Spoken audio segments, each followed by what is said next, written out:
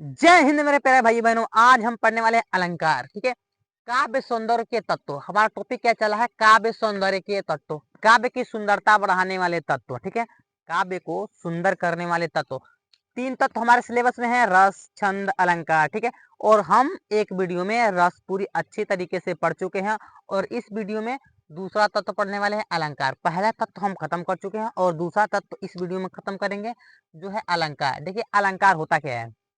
जिस प्रकार से किसी स्त्री को सुंदर बनने के लिए श्रृंगार की वस्तु या आभूषण की आवश्यकता होती है, उस प्रकार काव्य की सुंदरता बढ़ाने के लिए, काव्य रूपी सुंदरी को अधिक से अधिक सुंदर करने के लिए क्या करते हैं? हम रस, छंद, अलंकार का प्रयोग करते हैं। ठीक है, इसी से हमारा दूसरा एक तत्व है अलंकार। अगली वीडियो हम देखेंगे छंद क्या है। ठीक है, छंद भी एक तत्व है जिससे काव्य की सुंदरता बढ़ती है। ठीक है, तो ये जो अलंकार है ना, ये अलंकार काव्य की क्या होती है? आभूषण होती है। अलंकार किसी काव्य में लगा देने से उस काव्य की क्या होती है? सुंदरता बढ़ जाती है। देखिए, अलंकार कितने प्रकार के होते हैं? अलंकार तीन प्रकार के होते हैं। कितने प्रकार से जो अलंकार होता है, इसके माध्यम से कितने प्रकार से हम काव्य की शोभा बढ़ा सकते हैं? तीन प्रकार से। देखिए, एक होता है शब्दा, एक होता है अर्था, एक होता है उभया।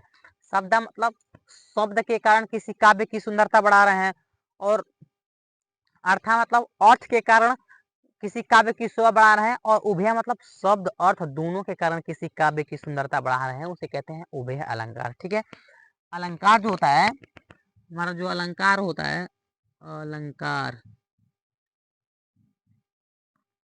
अलंकार तीन प्रकार के होते हैं। ठीक है, तीन प्रकार को, एक होता है शब्दालंकार, शब्दालंकार, और दूसरा होता है अर्थालंकार। अर्थालंकार होता है, और तीसरा जो होता है उभय अलंकार। ठीक है, तीसरा क्या होता है? उभय अलंकार होता है। ठीक, जहाँ शब्द के कारण काव्य में सुंदरता बढ़ती है उसे कहते हैं शब्द अलंकार। जहाँ अर्थ के कारण काव्य की सुंदरता बढ़ती है उसे कहते हैं अर्थ अलंकार। और जहाँ पर शब्द अर्थ दोनों मिलकर काव्य की सुंदरता बढ़ा रहे हैं उसे कहते हैं उभय अलंकार। ठीक है, अलंकार आपको समझ आया?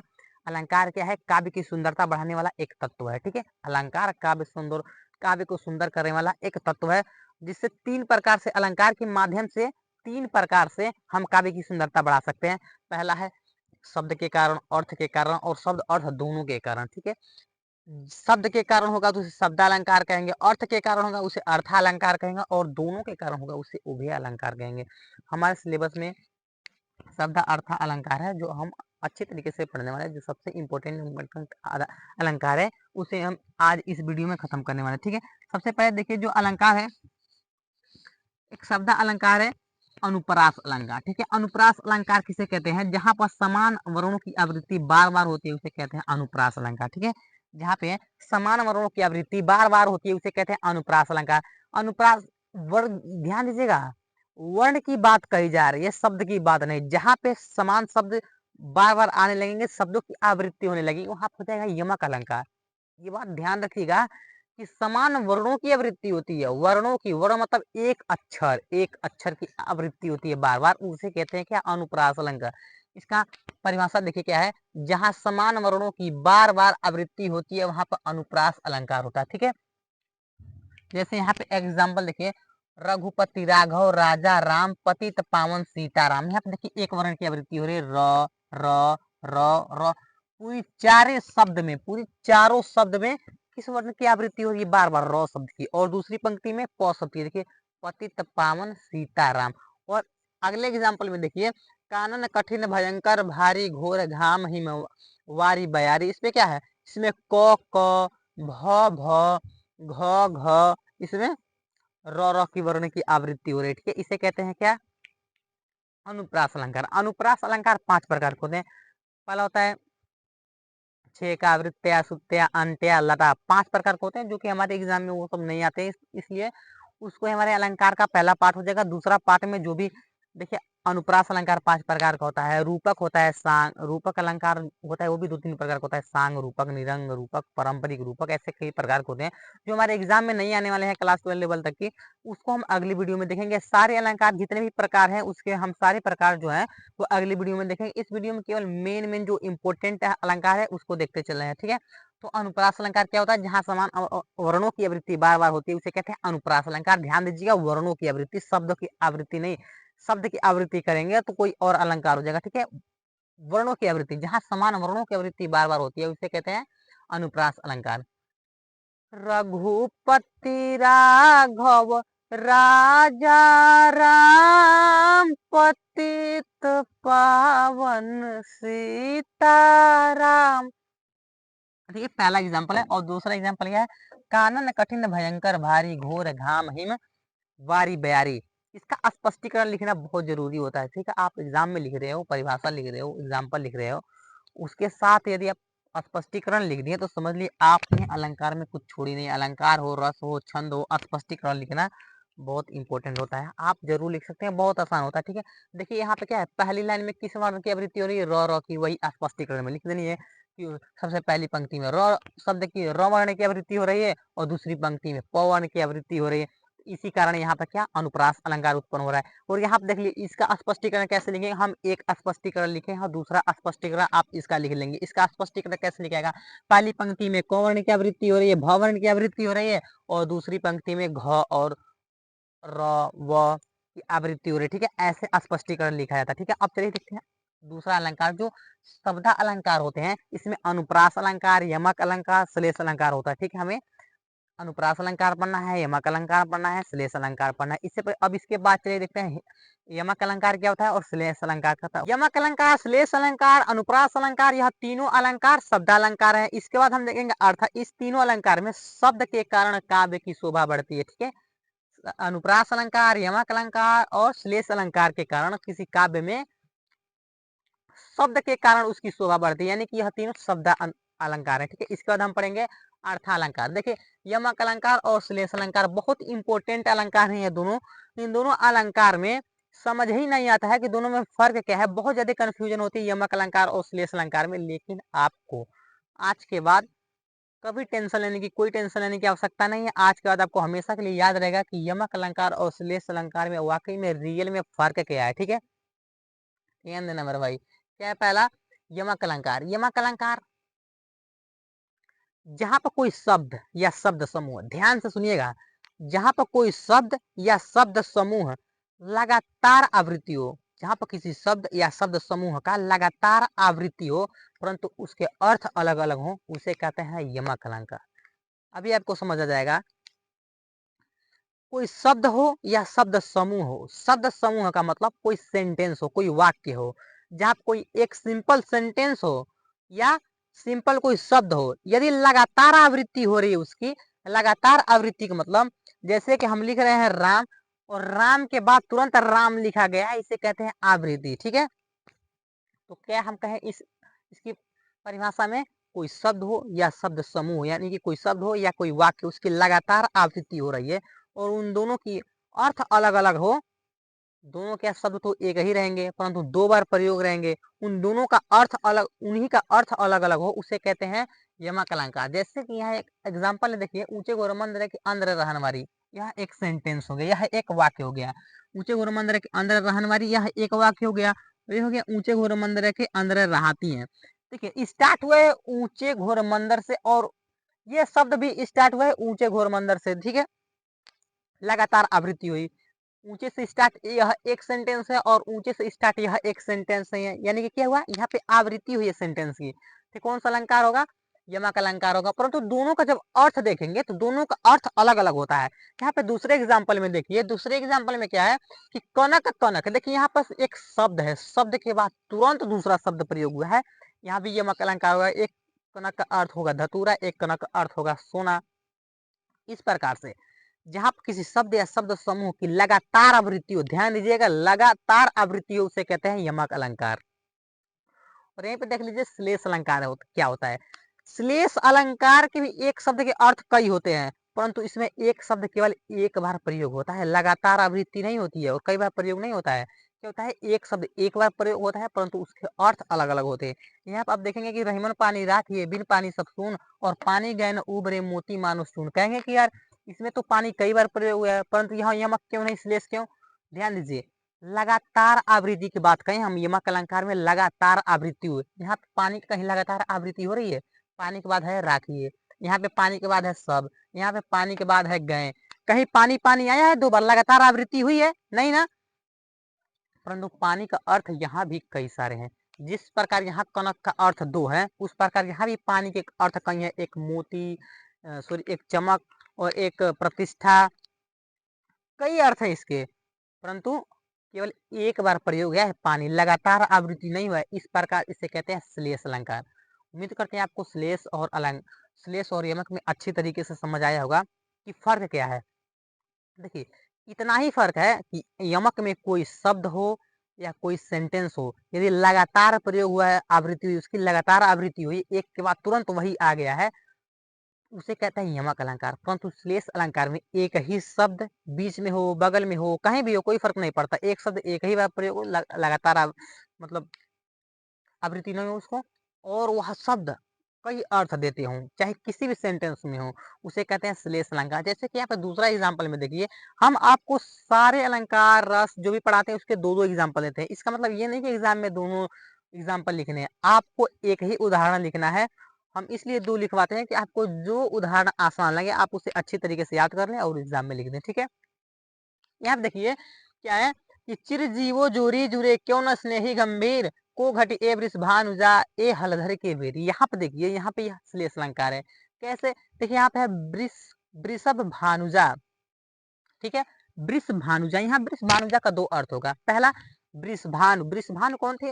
राधा के पिताजी थे, श्री राधा के पिताजी का नाम क्या था? वृषभानु। और वृषभ मतलब होता है बैल, और अनुजा मतलब होता है पुत्री। एक तो होगा वृषभानु की पुत्री, कौन है वृषभानु की पुत्री? राधा। और एक है वृषभ की पुत्री, कौन? बैल की पुत्री कौन होती है? बैल की पुत्री गाय होती है, ठीक है। क्या कहा? वृषभानु का दो अर्थ होगा, एक तो वृषभानु की पुत्री और एक बैल की पुत्री, ठीक है। शब्द क्या प्रयोग हुए? एक बार प्रयोग है। वृषभानु वृषभानु दो बार लिखा गया होता और इसका अर्थ तो दो है ही, परंतु लगातार इसकी आवृत्ति हुई होती तो यहाँ पे यमक अलंकार हो जाता, परंतु एक ही बार प्रयोग है वृषभानुजा, परंतु इसके अर्थ अलग अलग है, दो अर्थ है, ठीक है। कौन सा अलंकार हो जाएगा? श्लेष अलंकार। यहीं पे देखिए एक शब्द और प्रयोग हुआ है, हलधर के वीर। यहाँ पे एक शब्द और प्रयोग है, हलधर के वीर। यह शब्द क्या है? एक शब्द ने पूरे मान लीजिए कि कई शब्द है, शब्द समूह है, हलधर के वीर। यहाँ पर एक बार प्रयोग है परंतु इसका अर्थ क्या है? कई सारे हैं। जैसे हलधर के वीर, हल धारण करने वाला, हल धारण करने वाला कौन होते हैं? बैल हल धारण करते हैं। तो बैल के वीर कौन होता है? दूसरा वीर, दूसरा वाला बैल, ठीक है। बैल का भाई दूसरा वाला बैल, जो एक साथ देखेंगे दो बैल मिलके कार्य करते हैं, उससे एक बैल का दूसरा साथी कौन होगा? दूसरा बैल। और एक हल धारण करने वाले कौन थे? बलराम। उनके भाई कौन थे? कृष्ण। यानी कि हलधर के वीर यहाँ कौन होंगे? एक कृष्ण, एक बलराम के भाई और एक बैल का दूसरा साथी, दूसरा बैल, ठीक है। इस प्रकार से यहाँ पर एक शब्द समूह के दो अर्थ हैं। कौन सा अलंकार हो गया? श्लेष अलंकार होगा। यहीं पे यदि ए हलधर के वीर, हे हलधर के वीर दो बार प्रयोग हुआ होता तो कौन सा अलंकार होता है? यमक अलंकार होता है। यही फर्क होता है यमक अलंकार और श्लेष अलंकार में, ठीक है। एक बार अच्छे से देख लीजिए कि यमक अलंकार का जो डिफिनेशन होता है क्या होता है कि जहां एक शब्द अथवा शब्द समूह का एक से अधिक बार प्रयोग हो परंतु अर्थ अलग अलग हो, वहां पर यमक अलंकार होते हैं। देखिए यह परिभाषा आप, इसलिए हम बताए हैं कि आपको शब्द और शब्द समूह में फर्क पता चल जाए। परंतु आप यह भी परिभाषा लिख सकते हैं कि जहां पर किसी शब्द समूह की समान आवृत्ति हो, जब कोई यह शब्द या शब्द समूह की लगातार आवृत्ति हो, उसे कहते हैं यमक अलंकार। आप यह भी डिफिनेशन लिख सकते हैं और यह भी लिख सकते हैं, ये भी लिख लीजिए। और करके ऐसे और करके ये लिख लीजिए कि जहां पर कोई शब्द या शब्द समूह की लगातार आवृत्ति हो वहां परंतु उसके अर्थ अलग अलग हों, उसे कहते हैं यमक अलंकार, ठीक है। ऐसे भी लिख सकते हैं और ये भी लिख सकते हैं। और जो एग्जाम्पल है, ऊंचे घोर मंदिर के अंदर रहने वाले, ऊंचे घोर मंदिर के अंदर रहती हैं, कंद मुंद भोग करे, कंद मंद भोग लगे, 4 बार खाती थी वो 4 बार खाती हैं। देखिए इसका जो आप एग्जाम्पल लिख दिए, परिभाषा लिख दिए, स्पष्टीकरण लिखना बहुत इंपॉर्टेंट होता है। उम्मीद करते हैं कि आप स्पष्टीकरण एग्जाम में जरूर लिखेंगे, ठीक है। स्पष्टीकरण क्या है? ऊंचे घोर मंदिर वाक्य का प्रयोग लगातार 2 बार हुआ है। ऊँचे घोर मंदिर का स्टार्ट हुआ है और ये भी सेंटेंस इसी शब्द से स्टार्ट हुआ है, यानी कि लगातार शब्द 2 बार प्रयोग हुए हैं इस बार की यार, परंतु इसका अर्थ क्या है? अलग-अलग है। एक का अर्थ है महल और एक का अर्थ है गुफा। यह किनके लिए प्रयोग है? माता सीता के लिए। माता सीता जब हाँ, माता सीता जब वो रहती थी वहाँ पे अयोध्या में, तो महल में रहती थी। वही जब श्री राम के साथ वन में जाती हैं तो कहाँ पे रहती हैं? गुफा कुटिया में रहती हैं। वहीं पे कहा गया है कि गुफा में रहती हैं, फिर भी वैसी ही रहती हैं जैसे महल में रहती थी, ठीक? उसी का प्रयोग हुआ है। वो तो जो हम लिखते हैं उदाहरण, उसी का अर्थ जो होता है, उसी को हम स्पष्टीकरण में लिख देते हैं कि हम यहाँ पे किस कारण यहाँ पर यमक अलंकार उत्पन्न हो रहा है, उसी कारण को लिख देते हैं, उसे कहते हैं स्पष्टीकरण।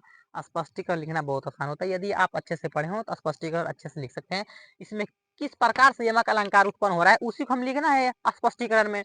इसका स्पष्टीकरण क्या होगा कि लिखेंगे उपरोक्त उदाहरण में देखिए, कनक कनक ते 100 गुनी माँ दक्षता अधिक है, वाह पाए बौरा जग वाह खाए बौरा। कनक का अर्थ दो होता है, कनक कनक। कनक का मतलब क्या होता है?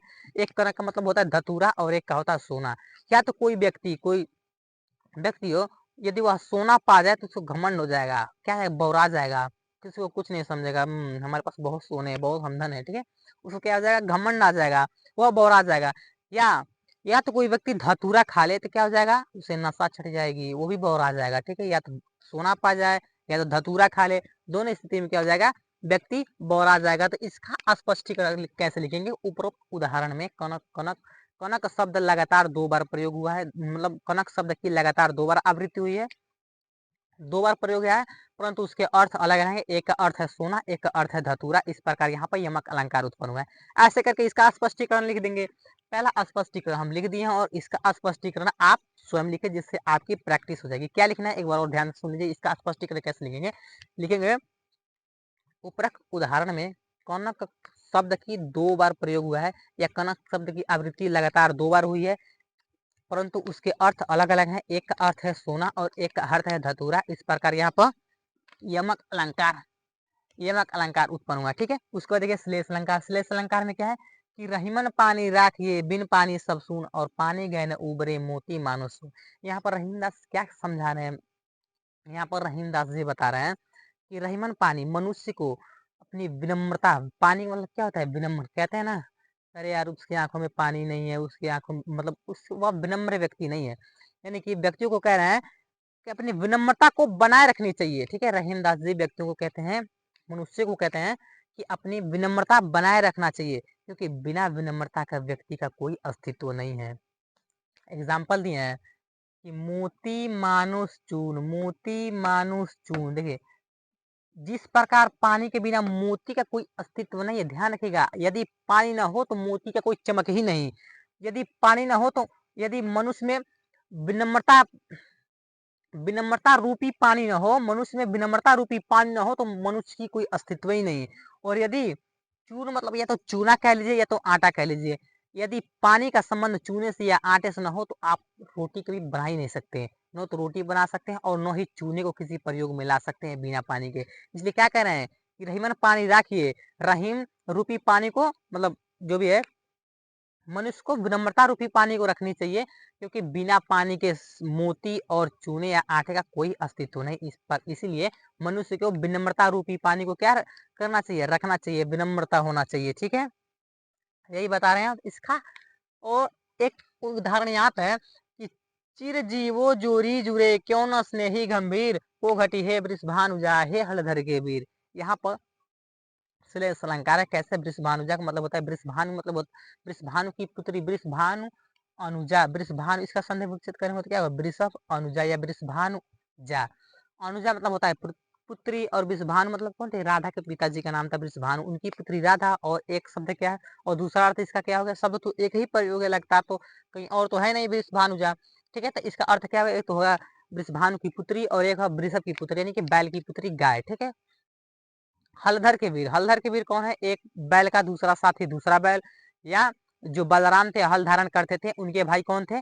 श्री कृष्ण। इसका 2 अर्थ हो गया और शब्द एक ही बार प्रयोग गया, शब्द समूह एक ही बार प्रयोग, इस कारण यहाँ पर क्या हुआ? श्लेष अलंकार उत्पन्न हो गया। आप इसका स्पष्टीकरण कैसे लिखेंगे? इसका स्पष्टीकरण तो हम लिख दिए हैं कि उपरोक्त उदाहरण में पानी के अनेक अर्थ है, ठीक है? उपरोक्त उदाहरण में पानी के अनेक अर्थ है। पहला क्या है? पानी अर्थात चमक के बिना मोती बेकार है। ठीक है, चमक यदि पानी ना हो तो मोती चमकेगा ही नहीं, उसका अस्तित्व ही नहीं है, कोई उसका अस्तित्व ही नहीं मानेगा कि क्या है मोती, कोई जानेगा ही नहीं पानी के बिना। उसी प्रकार पानी अर्थात सम्मान के बिना मनुष्य का जीवन व्यर्थ है। यदि मनुष्य में सम्मान नहीं है, विनम्रता नहीं, किसी की सम्मान करने की क्षमता नहीं है, तो मनुष्य के जीवन क्या है, व्यर्थ है, बेकार है। और उसी प्रकार जिस प्रकार से और जल के बिना रोटी नहीं बन सकता, इसलिए आटा बेकार है। ठीक है, यदि जल ना हो तो आप रोटी नहीं आप आटा से रोटी नहीं बना सकते। इस प्रकार आटा भी जल के बिना बेकार है। हो गया श्लेष अलंकार। उम्मीद करते हैं आपको यमक और श्लेष अच्छे से समझ आ गया होगा। यमक और श्लेष में मेरे भाई बस इतना ही फर्क है, यमक में कोई शब्द हो और वही शब्द फिर से लिखा हुआ है, यानी कि तुरंत आवृत्ति हो उसकी, उसे कहते हैं यमक। और परंतु श्लेष में पूरे सेंटेंस में केवल एक शब्द एक ही बार प्रयोग हो, एक बार लिखा, लिखने से मतलब नहीं है कि यहाँ पे पानी कई बार लिखा गया है, लेकिन लगातार आवृत्ति नहीं हुई, केवल इसे कहेंगे एक बार प्रयोग हुआ। ठीक है, एक बार लिखा गया एक जगह है, इसे कहते हैं श्लेष अलंकार। दोनों स्थितियां में दोनों एक शब्द के अर्थ अलग अलग हैं। यहाँ भी सेंटेंस एक ही है, दोनों समझ लीजिए, और यहाँ पे शब्द एक ही है, तो दोनों का अर्थ अलग अलग है। इसे कहते हैं यमक अलंकार और श्लेष अलंकार। दोनों एग्जाम्पल लिख जाइए। आपको एग्जाम में दोनों एग्जाम्पल नहीं लिखने, केवल एक ही एग्जाम्पल लिखना है, आपको जो अच्छा लगे वही लिखिएगा और अच्छे से समझ लीजिए। इसका स्पष्टीकरण कैसे लिखेंगे, इसका स्पष्टीकरण लिख देंगे कि उपरोक्त उदाहरण में भानुजा के दो अर्थ हैं, एक वृषभानु की पुत्री राधा और एक वृषभानु की एक वृषभ की पुत्री गाय। ठीक है, इस कारण यहाँ पर श्लेष अलंकार हुआ है, उत्पन्न हुआ है। फिर से लिखेंगे, तथा दूसरे शब्द जो हलधर के वीर है, हलधर के वीर का एक अर्थ है कि एक बैल का साथी दूसरा बैल, तथा या जो बलराम थे उनके भाई कृष्ण। इस कारण यहाँ पे एक शब्द के दो अर्थ हैं, इसलिए यहाँ पर श्लेष अलंकार उत्पन्न, ऐसे स्पष्टीकरण लिख सकते हैं। याद रखिएगा, आप एग्जाम में परिभाषा लिखे, उदाहरण लिखे, स्पष्टीकरण जरूर लिखे। ठीक है, चलिए अब इसके बाद देखते हैं अर्थालंकार क्या होता है। अभी तक हम जो पढ़ रहे थे वो था शब्दालंकार। शब्दालंकार में क्या क्या पढ़े हैं, अनुप्रास अलंकार, यमक अलंकार, श्लेष अलंकार। ठीक है, उसमें शब्द के कारण काव्य की शोभा बढ़ रही थी, परंतु अब हम जो पढ़ेंगे इसमें अर्थ के कारण काव्य की शोभा बढ़ेगी, यानी कि अर्थालंकार। ठीक है, अर्थालंकार में सबसे पहला है उपमा अलंकार। उपमा अलंकार क्या होता है, जहाँ पे किसी व्यक्ति या वस्तु की तुलना किसी अन्य व्यक्ति या वस्तु से की जाती है, उसे कहते हैं उपमा अलंकार। ठीक है, परिभाषा देखिए, जहाँ समान गुणधर्म के आधार पर किसी गुण के आधार पे आप एक वस्तु या व्यक्ति की तुलना दूसरे व्यक्ति या वस्तु से करेंगे। वैसे थोड़ी कर देंगे कि यह व्यक्ति ऐसा है तो वो व्यक्ति ऐसा है। दोनों व्यक्तियों में या दोनों वस्तुओं में कुछ तो गुण समान होंगे, तभी तो आप तुलना करेंगे। तो वही कह रहा है कि जहां समान गुणधर्म के आधार पर एक वस्तु की तुलना दूसरे वस्तु से की जाती है, वहां उपमा अलंकार होता है। उपमा अलंकार के चार अंग होते हैं, पहला उपमेय, दूसरा उपमान, और तीसरा होता है वाचक, और चौथा होता है साधारण धर्म। यहाँ पे एक एग्जाम्पल है, देखिए, हरिपद कोमल कमल से। यहाँ पे क्या कहा जा रहा है कि हरि का जो पद है वह कमल से भी कोमल है। कमल तो कोमल होता ही है, परंतु कमल से भी कोमल हरि का पद है। यहाँ हरि के पद की तुलना कमल से की जा रही है, कमल की कोमलता से की जा रही है। ठीक है, हरि का पद कोमल है कमल से। इसमें उपमेय क्या हो जाएगा, इसमें उपमेय जो हो जाएगा हरि का पद, हरि की पद की तुलना के। देखिए, उपमेय क्या होता है और उपमान क्या होता है। उपमेय होता है जिस वस्तु की तुलना की जाती है, उपमान क्या होता है, जिस वस्तु से की जाती है। जैसे यहाँ मान लीजिए दो वस्तु है, ठीक है, अब इसकी तुलना हम इससे कर रहे हैं, इसकी तुलना इससे कर रहे हैं, तो यह जो हुआ यह हुआ उपमेय, और इससे कर रहे हैं हो गया उपमान। ठीक है, इस वस्तु की तुलना इस वस्तु से कह रहे हैं, तो क्या होगा, ये उपमेय होगा, ये उपमान होगा। हम कह रहे हैं कि दोनों ब्लैक मार्कर हैं, सही बात है कि दोनों ब्लैक मार्कर हैं, परंतु हम कह रहे हैं कि इस मार्कर से यह मार्कर ज्यादा ब्लैक है। ठीक है, इस मार्कर से यह मार्कर ज्यादा ब्लैक चलेगा। ठीक, हम किस प्रकार से तुलना किए हैं, किस धर्म के आधार पर इन दोनों मार्कर की तुलना की है, क्योंकि एक मार्कर ब्लैक है, दूसरा मार्कर भी ब्लैक है, परंतु दूसरा वाला अधिक ब्लैक है। ब्लैक के आधार पे, काला के आधार पे दोनों मार्करों की तुलना की गई है। और यहाँ कोमलता के आधार पर क्या है, हरि का पद भी कोमल है और कमल भी कोमल होता है, परंतु कमल से कोमल हरि का पद है। कोमलता के आधार पे यहाँ पे तुलना की जा रही है, यहाँ पर हम काला के आधार पे तुलना किए हैं। तो इसमें साधारण धर्म क्या हो जाएगा, कोमल, और वाचक शब्द से होता है। ठीक है, और उपमेय और उपमान का कंसेप्ट आपको क्लियर हो गया है। जिस वस्तु की तुलना जिस वस्तु से की जा रही है, जिस वस्तु की तुलना की जा रही है उपमेय, और जिससे की जाती है उसे कहते हैं उपमान। ठीक है, यहाँ देख लीजिए, हरिपद कोमल कमल से इसकी स्पष्टीकरण कैसे लिखते हैं, एग्जाम्पल परिभाषा लिख दिया, स्पष्टीकरण दो लाइन होता है, जरूर लिख दिया करिए। ठीक है, बार बार हम बताते हैं आपको। उपरोक्त उदाहरण में हरिपद का वर्णन किया गया है, उनकी पद की समानता कमल के फूल से की जा रही है, अतः यहाँ पर उपमा अलंकार है। ठीक है, कहाँ क्यों यहाँ पे उपमालंकार उत्पन्न हो रहा है? क्योंकि हरि का पद है उसकी तुलना कमल की कोमलता से की जा रही है, यानी कि यहाँ पे तुलना की जा रही है, इसी कारण यहाँ पे उपमा अलंकार उत्पन्न हो रहा है। ठीक, उम्मीद करते हैं आपको उपमा अलंकार समझ आया होगा। ठीक है, इसके बाद देखिए रूपक अलंकार। रूपक अलंकार और एक होता है उत्प्रेक्षा अलंकार। जिस प्रकार से यमक अलंकार और श्लेष अलंकार में कंफ्यूजन होता है, उसी प्रकार से रूपक और उत्प्रेक्षा अलंकार में कंफ्यूजन होता है कि आखिर में कंसेप्ट क्या है रूपक और उत्प्रेक्षा का। देखिए हम आपको बताते हैं, जो रूपक अलंकार होता है ना, उपमेय में उपमान, उपमेय और उपमान का कंसेप्ट क्लियर हो गया। उपमेय जिस वस्तु की तुलना की जा रही है, उपमान जिस वस्तु से की जा रही है। ठीक है, तो रूपक अलंकार में उपमेय की उपमान में भेद रहित आरोप होता है। भेद रहित आरोप का मतलब एक वस्तु के रूप का दूसरा वस्तु है। ठीक है, इसे कहते हैं आरोप है कि इसके जैसा यह है, यही आरोप है। देखिए रूपक का मतलब रूप का, एक रूप का दूसरा है, इसे कहते हैं रूपक के रूपक अलंकार के नाम से। आप रूपक के नाम से यह याद रख सकते हैं, इसके रूप का कोई और है, इसे कहते हैं रूपक। परंतु जो उत्प्रेक्षा अलंकार होता है वो डायरेक्ट ही कहा जाता है कि नहीं यही वह है। रूपक अलंकार में कहा जाएगा कि इसके रूप का यह है, परंतु उत्प्रेक्षा अलंकार में कहा जाएगा कि नहीं यही जो है वो भी यही है, दोनों एक ही है। जैसे आपको कहा जाए कि जो आपका मुख है वह चंद्रमा के समान है। देखिए यहाँ पर उपमा अलंकार भी हो सकता है, उपमा अलंकार भी इसे कह सकते हैं आप, परंतु रूपक अलंकार है कि आपका मुख चंद्रमा के समान है, यह हो गया रूपक अलंकार। और उत्प्रेक्षा अलंकार क्या होगा कि आपका मुख ही चंद्रमा है। ठीक है, रूपक अलंकार में क्या होगा कि आपका मुख चंद्रमा के समान है, परंतु उत्प्रेक्षा अलंकार में आपका मुख ही चंद्रमा है। यही होता है रूपक अलंकार और उत्प्रेक्षा अलंकार में अंतर। जैसे आप उदाहरण देखिए, देखिए परिभाषा क्या होता है, आपको एग्जाम में कैसे लिखना है, ऊपर लिख देना है अलंकार, रूपक अलंकार जो भी अलंकार हो उसके बाद लिखना है परिभाषा, उसके बाद उदाहरण, उसके बाद स्पष्टीकरण, ऐसे स्टेप से लिखना है। हम जगह के हमारा ऐसे इसी को हेडिंग डाल देते हैं, परंतु आपको जो अलंकार उसको लिखना है ऊपर, यहाँ पे लिखना है परिभाषा, उसके बाद लिख के ऐसे उदाहरण और स्पष्टीकरण लिख देना। ठीक है, देखिए रूपक अलंकार क्या होता है, जहाँ उपमेय में उपमान का भेद रहित आरोप हो वहां रूपक अलंकार होता है। ठीक है, रूपक अलंकार से उपमेय में और उपमान में कोई भेद नहीं रहता है। ठीक है, केवल रूप दर्शाया जाता है कि इसके रूप का यह है, इसे कहते हैं, इसे मान लिया जाता है, इसे कहते हैं रूपक अलंकार। ठीक है, जैसे उदाहरण देखिए, चरण कमल बंदो हरिराई, इसका अर्थ क्या होगा कि कमल रूपी चरण क्या है, कमल रूपी चरण का बंदो हरिराई में बार बार वंदना करता हूँ। क्या है, जो उनकी चरण है भगवान की वह किसके समान है, कमल के समान है। यहाँ पर तुलना की गई नहीं है, यहाँ की गई है कि जो हरि का चरण है वह कमल के समान है और मैं उसकी बार बार वंदना करता हूँ। परंतु यहाँ अगर उत्प्रेक्षा अलंकार होता तो क्या कहते हैं कि जो हरि का चरण है वह कमल है और मैं उसकी वंदना करता हूँ। डायरेक्ट कहा जाता कि चरण ही कमल है और मैं उसकी वंदना करता हूँ, परंतु नहीं, यहाँ कहा जा रहा है कि चरण कमल बंदो हरिराई, कि मैं कमल रूपी चरण का, जो भगवान का चरण है वो कमल जैसा कोमल होता है। यहाँ पर हम ऊपर एग्जाम्पल में देखे हैं कि जो भगवान का चरण है वह कमल जैसा है, कमल जैसा कोमल है, तो मैं उसकी बार बार वंदना करता हूँ। ये होता है रूपक अलंकार। ठीक है, और यहाँ पे देखिए, मैया मोहे चंद्र खिलौना लई हो। ठीक है, मैया मैं तो चंद्र खिलौना लई हो, कि माता मुझे चंद्रमा जैसा ही खिलौना चाहिए। यहाँ पर रूपक अलंकार कैसे हुआ कि उनको खिलौना चाहिए तो चंद्रमा के जैसे ही, चंद्रमा ही नहीं चाहिए, चंद्रमा के जैसे चाहिए। यहाँ पे क्या हो गया, यहाँ पर आरोप है, चंद्रमा का आरोप खिलौने से किया जा रहा है। ठीक है, मैया मैं तो चंद्र खिलौना लई हूँ, मैया मुझे तो चंद्रमा जैसे ही खिलौने चाहिए। ठीक, इस प्रकार से यहाँ हो गया रूपक अलंकार। रूपक अलंकार के स्पष्टीकरण देखिए, इस उदाहरण का क्या है, उपरोक्त उदाहरण में चरण प्रस्तुत है और कमल अप्रस्तुत है।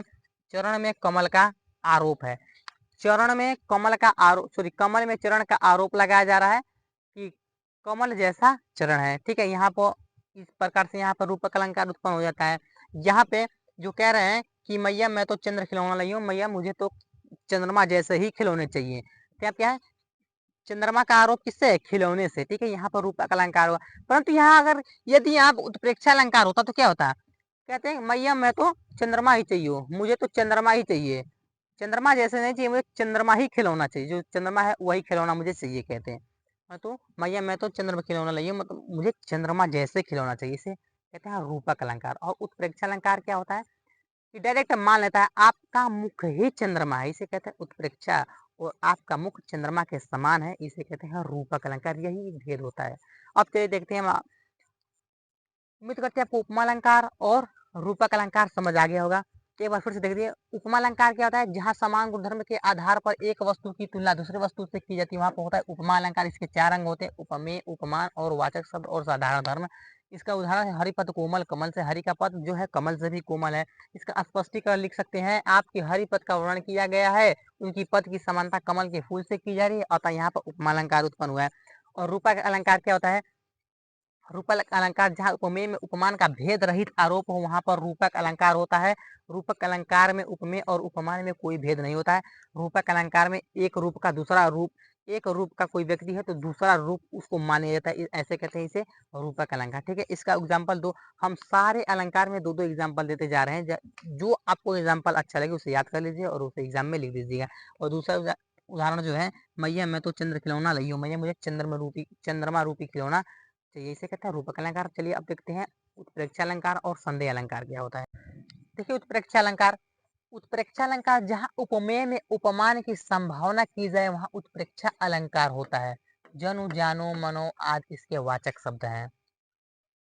उपमेय में उपमान की संभावना की जाए, क्या कहा जा रहा है, उपमेय में उपमान की संभावना की जाए। और अभी अभी हम पढ़ के आए हैं रूपक अलंकार में, उपमेय में उपमान का भेद रहित आरोप किया जाए उसे रूपक अलंकार कहते हैं। और उपमेय में उपमान की संभावना की जाए उसे कहते हैं उत्प्रेक्षा अलंकार। देखिए यही अंतर है रूपक और उत्प्रेक्षा अलंकार में।